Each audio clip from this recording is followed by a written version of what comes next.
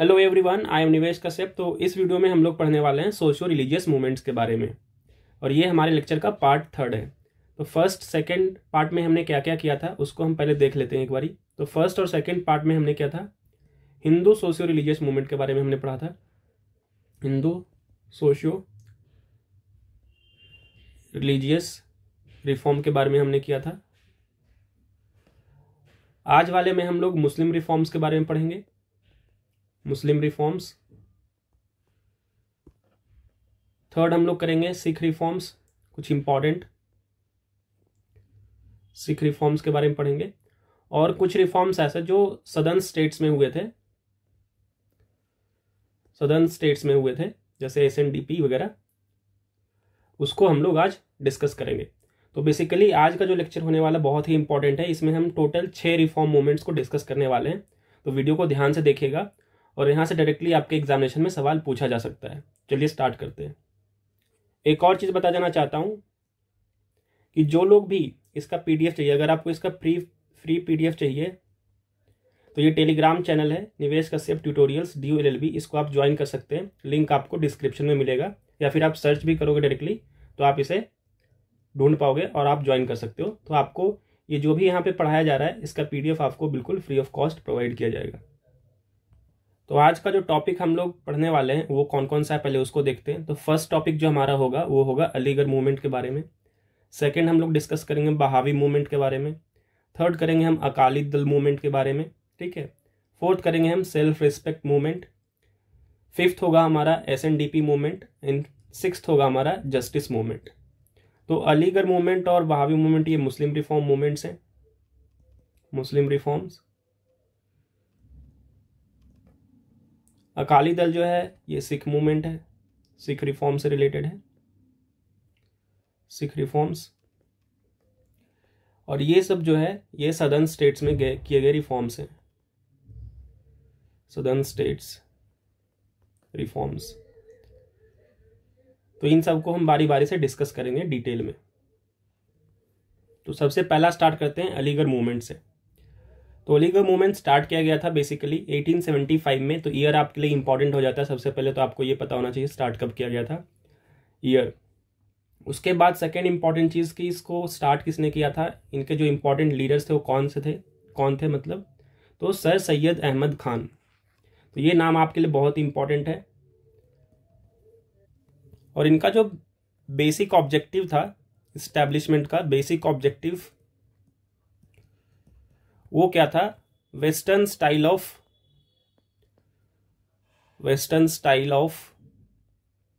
Scientific education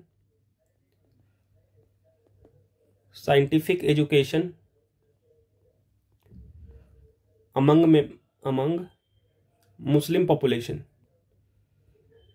तो basic जो objective था इस अलीगढ़ मूवमेंट का, सर सैयद अहमद खान का, वो क्या था कि जो मुस्लिम पॉपुलेशन है हमारी कंट्री में, उनको वेस्टर्न स्टाइल पे जो साइंटिफिक एजुकेशन है वो उन्हें प्रोवाइड किया जाए ताकि उनका डेवलपमेंट भी हो सके। क्योंकि उस टाइम पे मुस्लिम कम्युनिटी जो थी काफ़ी मतलब backward, in terms of education वो काफ़ी बैकवर्ड थे।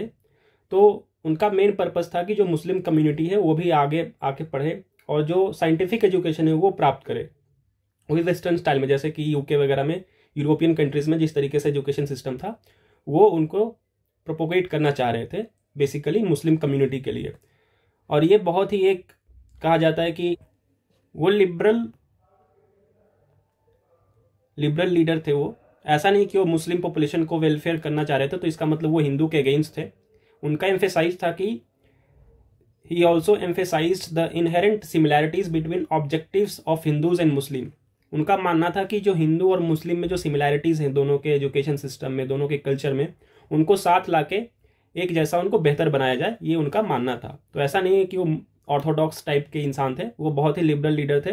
लेकिन हाँ, वो मुस्लिम कम्युनिटी के लिए बहुत कुछ करना चाहते थे क्योंकि उनको पता था कि जो मुस्लिम कम्युनिटी है बहुत पीछे है। आज उस टाइम के मतलब जो भी लोग थे, चाहे वो हिंदू हो या फिर ब्रिटिशर्स हो, वो बहुत आगे थे, एडवांस थे उस टाइम के एजुकेशन के मामले में। तो इसलिए इनका ये स्टेप लेना बहुत ही जरूरी था, ठीक। Sir Syed Ahmed Khan founded the scientific society. उन्होंने एक साइंटिफिक सोसाइटी का गठन किया था to translate English literature on science and other subjects into Urdu.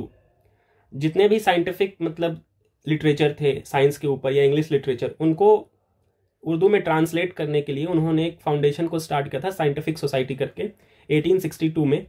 उसको उर्दू में ट्रांसलेट किया है ताकि उससे क्या है कि जो नॉलेज इंग्लिश लिटरेचर में है, जो नॉलेज साइंस के बुक्स में है, वो मुस्लिम कम्युनिटी तक आसानी से उनके लोकल लैंग्वेज में पहुंचाया जा सके। तो 1862 में उन्होंने साइंटिफिक सोसाइटी का गठन किया था। ये भी आपके लिए इंपॉर्टेंट है, इसको याद रख सकते हो। ठीक, नेक्स्ट है he also founded Mohammad Oriental College, जिसे हम आज अलीगढ़ मुस्लिम यूनिवर्सिटी बोलते हैं। आप जानते होंगे अलीगढ़ दिख नहीं रहा, लिख देता हूं पे मुस्लिम यूनिवर्सिटी आज के डेट में जो है। तो पहले इसका नाम था क्या, मोहम्मदन ओरिएंटल कॉलेज, बाद में जाके इसका जो नाम हो गया अलीगढ़ मुस्लिम यूनिवर्सिटी कहने लगा। और इसको इस्टेब्लिश कब किया था, 1875 में इन्होंने ही इस्टेब्लिश किया गया था। तो आज का जो अलीगढ़ मुस्लिम यूनिवर्सिटी है, ये इन्होंने ही इसको इस्टेब्लिश किया गया था। किस नाम से, मोहम्मद ओरिएंटल कॉलेज के नाम से। तो इसको भी आप याद रखें, बहुत ही इंपॉर्टेंट है। तो ये था अलीगढ़ मूवमेंट के बारे में। इसमें क्या चीज़ आपको याद रखना है कि सबसे पहले तो सर सैयद अहमद खान ने इनके जो इंपॉर्टेंट लीडर्स हुए थे वो कौन थे, सर सैयद अहमद खान और मोहम्मदन ओरिएंटल कॉलेज यानी कि अलीगढ़ मुस्लिम यूनिवर्सिटी को इस्टेब्लिश किया था 1875 में।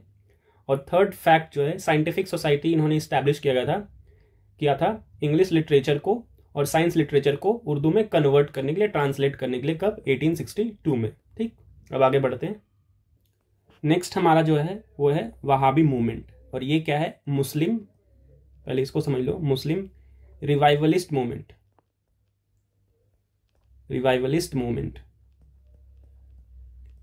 अब देखो यहाँ पे दो चीज आपको समझना है। सबसे एक होता है, फर्स्ट होता है रिफॉर्मिस्ट मूवमेंट, दूसरा होता है रिवाइवलिस्ट मूवमेंट। दोनों में फर्क क्या है, तो रिफॉर्मिस्ट मूवमेंट जो होता है उसमें हम जो एग्जिस्टिंग रिलीजन हो या जो सोसाइटी हो उसमें हम रिफॉर्म लाने की कोशिश करते हैं। जैसे कि जो बेसिक स्ट्रक्चर होगा वो सेम होगा, बस जो उसमें कमियां हैं उसको आप रिफॉर्म के थ्रू आप उसको सही करोगे। रिवाइवलिस्ट मूवमेंट का क्या होता है कॉन्सेप्ट, कि जो रिलीजन हो या जो भी सोसाइटी हो उसको जैसे पहले था, स्टार्ट जैसे जिस तरीके से किया गया था उसको उसी तरीके से वापस हमें बना देना है। तो उसको बोलते हैं हम रिवाइवलिस्ट मूवमेंट। मतलब रिफॉर्मिस्ट कहने का मतलब ये हुआ कि आप जैसे कॉन्स्टिट्यूशन है तो उसमें आप कुछ अमेंडमेंट करके उसको सुधार सकते हो, ये होता है रिफॉर्म करना। और रिवाइवल करने का क्या मतलब होता है कि पहले फिर से जैसे ओरिजिनल कॉन्स्टिट्यूशन था हम उसी को बस फॉलो करेंगे, उसमें कुछ अमेंडमेंट करने की ज़रूरत नहीं है। तो दोनों में पहले डिफरेंस ये है। और रिवाइवलिस्ट मूवमेंट को थोड़ा सा ये कहा जाता है कि ये ऑर्थोडॉक्स नेचर के होते हैं। ऑर्थोडॉक्स मतलब कि जो पुरानी पद्धति पे लोग चलते हैं कि जैसा है वैसा ही रहेगा, कोई चेंज होना नहीं है। ठीक है, तो ये इस तरीके से था। तो आगे बढ़ते हैं। It is also referred as the Waliullah movement. अब देखो वलीउल्लाह कौन थे, पहले इसको समझना जरूरी है।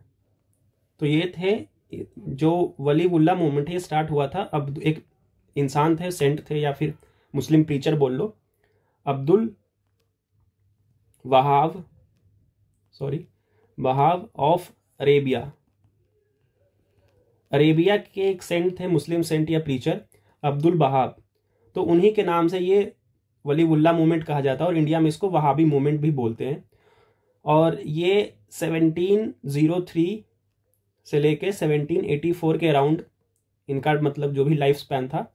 तो इसमें इस तरीके के मतलब रिवाइवलिस्ट मूवमेंट की बात करते थे अरेबिया में, लेकिन वो मुस्लिम एरिया था, इसलिए वहाँ पे इनका अलग कॉन्सेप्ट था। इंडिया में थोड़ा सा इनका कॉन्सेप्ट अलग था, लेकिन हम उसको समझते हैं कि कॉन्सेप्ट कहाँ से आया है। तो इंडिया में जो इनके प्रोमिनेंट लीडर थे वो कौन थे, सैयद अहमद बरेलवी। अब देखो सर सैयद अहमद खान से आप इसको मिस्टेक मत कर देना, ठीक है। वो अलीगढ़ मूवमेंट के हिस्सा थे और वो लिबरल इंसान थे, वो लिबरल लीडर थे। लेकिन जो सर सैयद अहमद बरेलवी थे, ठीक है, राय बरेली के थे ये, तो इनका वहाबी मूवमेंट से रिलेशन है और थोड़े से ऑर्थोडॉक्स है। इनका मानना है कि हम पुराने जैसे प्रॉफिट के टाइम पे जैसे मुस्लिम कम्युनिटी रहती थी, ठीक है, जैसे उनका एग्जिस्टेंस था, हम बिल्कुल वैसा ही मुस्लिम कम्युनिटी को बनाना चाहते हैं। वो वेस्टर्न इन्फ्लुएंस के बिल्कुल अगेंस्ट में थे। वो नहीं चाहते थे कि वेस्टर्न एजुकेशन हो या साइंटिफिक बेस्ड एजुकेशन हो या कोई भी प्रोग्रेस जो कि वेस्टर्न इन्फ्लुएंस को प्रमोट करता है, वैसा कुछ भी नहीं होना चाहिए, ये उनका मानना था, ठीक। लेकिन इस मूवमेंट का फायदा भी बहुत था कि जैसे एंटी ब्रिटिश एटीट्यूड्स को डेवलप करने में ये मूवमेंट काफ़ी हेल्प किया, क्योंकि कहीं ना कहीं जो भी, चाहे कोई भी रिफॉर्मिस्ट मूवमेंट हो या कोई भी मूवमेंट हो या फिर स्वदेशी मूवमेंट हो, जो कि हम आगे डिस्कस करेंगे, सभी का कहीं ना कहीं एक कॉन्सेप्ट था कि एंटी ब्रिटिश को जो अवेयरनेस है वो फैलाना है कंट्री में। तो उनमें काफ़ी हेल्प करते थे। और ये सिर्फ एंटी ब्रिटिश नहीं थे, बल्कि ये एंटी सिख भी थे, एंटी सिख, ठीक है। तो सिख मूवमेंट्स को भी ये काफ़ी अपोज करते थे। तो उसको हम कभी और डिस्कस करेंगे, लेकिन यहाँ पे आपका मुद्दा ये है कि एंटी ब्रिटिश एटीट्यूड्स को ये डेवलप करने में इन्होंने काफ़ी हेल्प किया।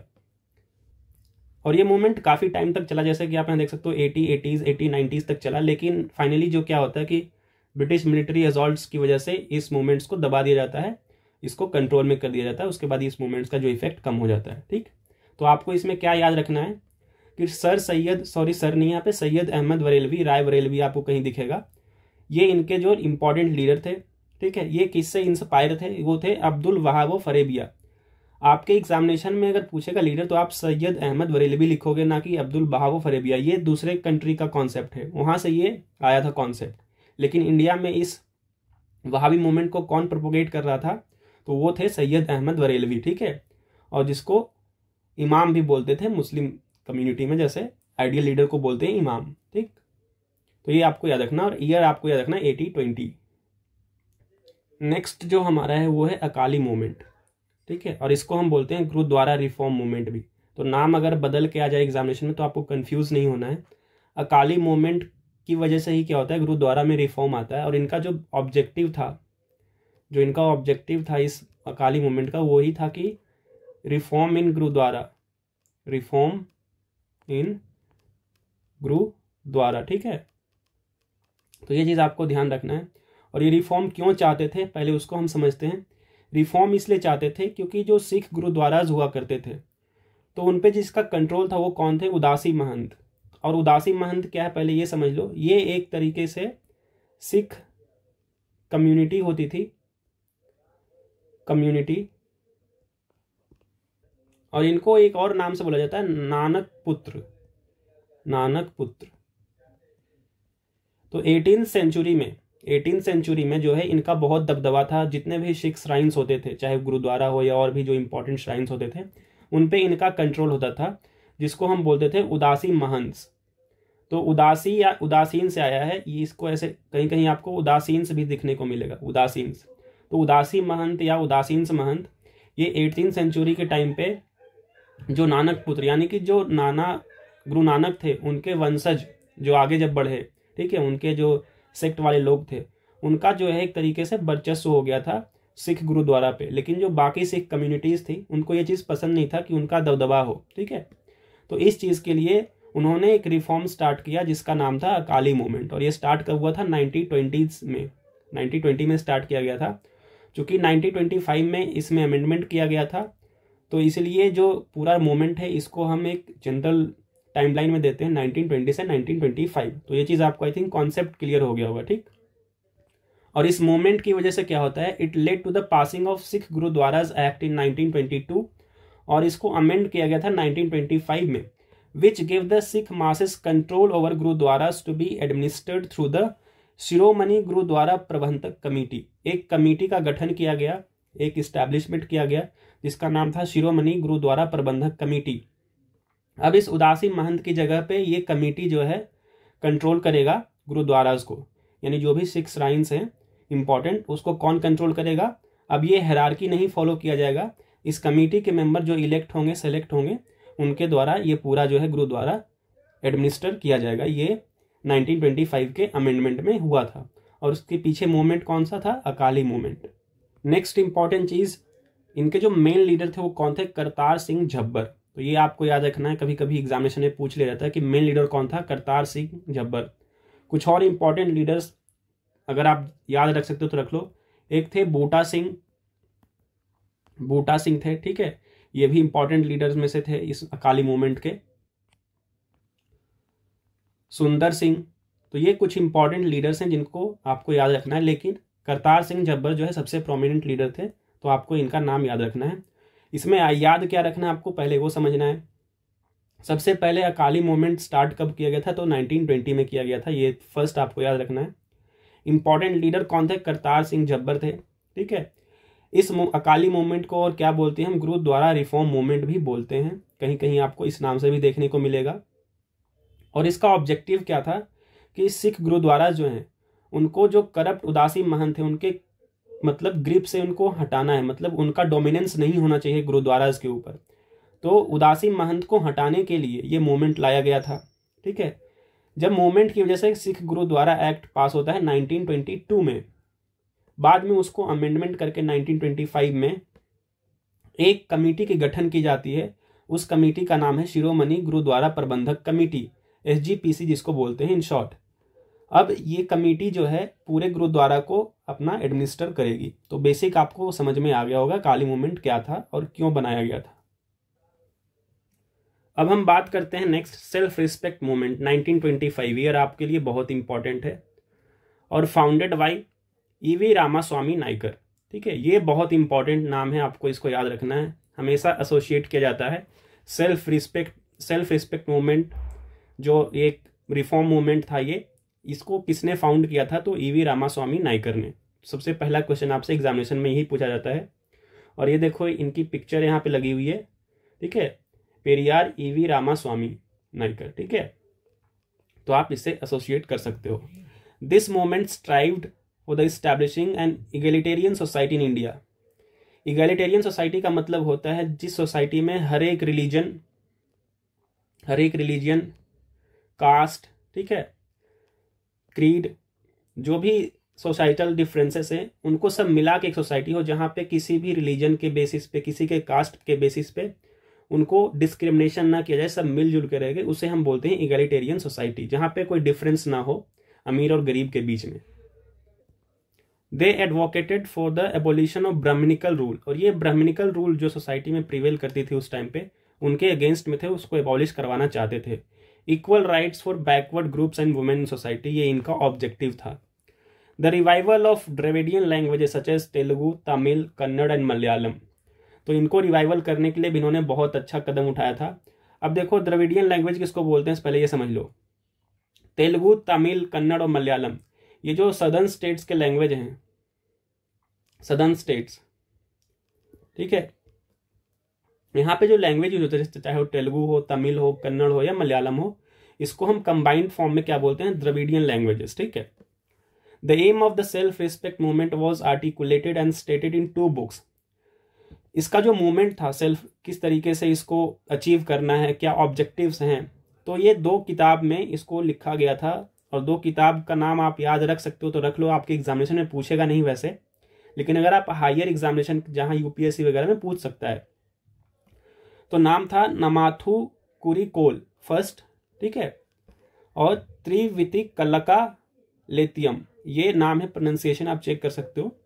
तो ये सेल्फ रिस्पेक्ट मूवमेंट से रिलेटेड बुक्स हैं। ठीक है, इसमें सेल्फ रिस्पेक्ट मूवमेंट के बारे में डिस्कस किया गया है, किस तरीके से मूवमेंट को आर्टिकुलेट करना है, किस तरीके से क्या ऑब्जेक्टिव है, किस तरीके से हम अचीव करेंगे, इस बुक में दिया गया है। तो आपको ये याद रखना है। ठीक, अगेन इसमें बता देता हूं कि आपके लिए ईयर इंपॉर्टेंट है 1925 और किसने फाउंड किया था, तो EV रामास्वामी नाइकर ने किया था। ये 2 चीज इसमें आपको याद रखना है। अब आगे बढ़ते हैं SNDP मूवमेंट। ठीक, तो सबसे पहले आपको समझना है कि SNDP का फुल फॉर्म क्या है।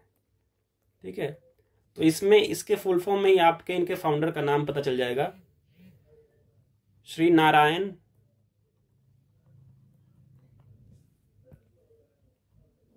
गुरु धर्म परिपालना। क्या है, परिपालना, ये इसका फुल फॉर्म है, श्री नारायण गुरु धर्म परिपालना। तो ये इसका SNDP का मूवमेंट, ये मतलब फुल फॉर्म है। और ये स्टार्ट कब किया गया था, 1903 में। तो मेन ऑब्जेक्टिव जो था इसका वो था upper class and lower class के बीच में जो डिफरेंस है उसको कम किया जाए। इन दोनों के कॉन्फ्लिक्ट की वजह से ये SNDP मूवमेंट स्टार्ट किया गया था। और this was a Kerala based regional movement. ये कोई रिलीजन मूवमेंट नहीं है, रिफॉर्मिस्ट मूवमेंट या इस तरीके, ये क्या है, रीजनल मूवमेंट है। रीजनल मूवमेंट है मतलब कि ये रीजन से रिलेटेड है, किसी पर्टिकुलर एरिया से रिलेटेड जहां पे कास्ट डोमिनेंस को लेकर के बहुत ज्यादा इशू है, जैसे कि अपर कास्ट को लेकर के, लोअर कास्ट को लेकर के। तो बेसिकली इसका मोटिव क्या था कि जो कास्ट बेस्ड डिस्क्रिमिनेशन है अपर कास्ट और लोअर कास्ट को लेकर के, उसको हमें रिमूव करना है। और इसको फाउंड किसने किया था? श्री नारायण गुरु स्वामी ने। एक और इंसान थे जो इसको प्रोपोगेट किए थे आगे जाके, वो थे डॉक्टर पद्मनाभम पल्पू। तो ये भी आपके लिए इंपॉर्टेंट है, आपके एग्जामिनेशन में नाम पूछा जा सकता है। श्री नारायण गुरु सबको याद होता है, पद्मनाभम पल्पू भी आपको याद रखना है, ये भी इंपॉर्टेंट है। ठीक, इनका मैसेज था, this moment represented his message that divine existed inside every one of us. जो गॉड है वो हर एक इंसान के में बसता है, चाहे वो गरीब हो, अमीर हो, लोअर कास्ट हो, अपर कास्ट हो, it doesn't matter at all. It was fuelled by antagonism between the lower and upper caste, मैंने आपको बता दिया था। नारायण गुरु ऑल्सो इस्टेब्लिश्ड अद्वैत आश्रम इन कलेडी केरला। अद्वैत आश्रम जो है उन्होंने इस्टेब्लिश किया था नारायण गुरु ने। तो ये एक बेसिक सा फैक्ट है, आपको याद रखना है। तो बेसिकली इसमें आपको याद क्या रखना है कि 1903 में ये रिफॉर्म मतलब ये रीजनल मूवमेंट जो है स्टार्ट किया गया था, किसके द्वारा? श्री नारायण गुरु द्वारा और डॉक्टर पद्मनाभम पल्पू के द्वारा। ठीक, कुछ इंपॉर्टेंट फैक्ट्स इनके बारे में थोड़ा सा आप जान लो, ठीक है, ताकि समझने में। ये जो थे आदि शंकराचार्य, आदि शंकराचार्य के फॉलोवर रहे थे, जिन्होंने अद्वैत वेदांता का कॉन्सेप्ट दिया था। वेदांता नॉन डुअलिटी, जिसको इंग्लिश में बोलते हैं नॉन डुअलिटी। यहाँ पे पेन नहीं चल रहा है, नॉन डुअलिटी। तो ये चीज आपको ध्यान रखना है। आदि शंकराचार्य से काफी प्रेरित थे और आदि शंकराचार्य ने अद्वैत वेदांता का फिलॉसफी दिया था, नॉन डुअलिटी, मतलब भगवान एक ही है। ठीक है, और इसी कॉन्सेप्ट के ऊपर जो नारायण गुरु थे उन्होंने एक स्लोगन दिया था, one cast one religion and one God. तो ये इनका फेमस स्लोगन है, जिन्होंने इन्होंने दिया था। ठीक है, और ये जो one cast one religion one God का कॉन्सेप्ट है वो कहाँ से आता है? अद्वैत वेदांता से आता है, अद्वैत फिलॉसफी ऑफ आदि शंकराचार्य। ठीक है, तो इसको मैं आपको पढ़ाऊंगा जब आपको मतलब रिलीजियस मूवमेंट पढ़ाऊंगा आपको, मतलब भक्ति मूवमेंट, उस टाइम पे आपको डिटेल में करवाऊंगा। अभी आपको इतना याद रखना है कि one cast one religion and one God का इन्होंने स्लोगन दिया था। ठीक है, और वे अद्वैत वेदांता में बिलीव करते थे।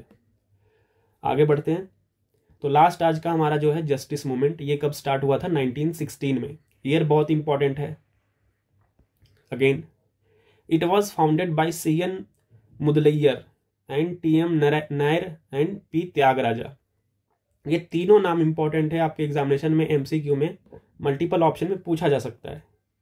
और ये इंपॉर्टेंट क्यों हो जाता है? ये justice movement started in Madras presidency. ये मद्रास प्रेसिडेंसी में स्टार्ट किया गया था 1916 में, to secure jobs and participation in the parliament. देखो, ये फर्स्ट ऐसा मूवमेंट है जिन्होंने इलेक्टोरल रिफॉर्म की तरफ मतलब अपना कदम उठाया था, जिन्होंने पार्टिसिपेशन ऑफ पार्लियामेंट में इलेक्टोरल राइट्स के बारे में बात की थी। किसके लिए? नॉन ब्राह्मण्स के लिए। तो आपको याद रखना है 1916 में जस्टिस मूवमेंट किया गया था जॉब के लिए और पार्लियामेंट में पार्टिसिपेट करने के लिए, इलेक्शन के लिए।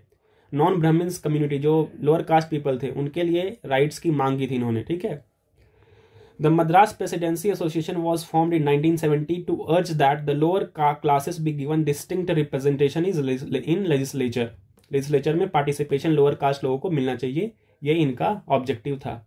और स्टार्ट कब गया था? 1916 में। किसने स्टार्ट किया था? CN मुदलैयर, TM Nair and P Tyagaraja ने। तो ये तीनों नाम आपके लिए इंपॉर्टेंट है। ठीक है, कभी भी MCQ में मल्टीपल ऑप्शन में पूछा जा सकता है। तो बाकी इस वीडियो में इतना ही। Thank you. और अगर आपको इसका PDF चाहिए फ्री ऑफ कॉस्ट तो आप निवेश कश्यप ट्यूटोरियल्स DULLB, ये हमारा टेलीग्राम चैनल है, लिंक आपको डिस्क्रिप्शन में मिलेगा, ज्वाइन कर सकते हो और इसका PDF वहां से आप डाउनलोड कर सकते हो। ठीक, तो बाकी इस वीडियो में इतना ही। Thank you and have a nice day.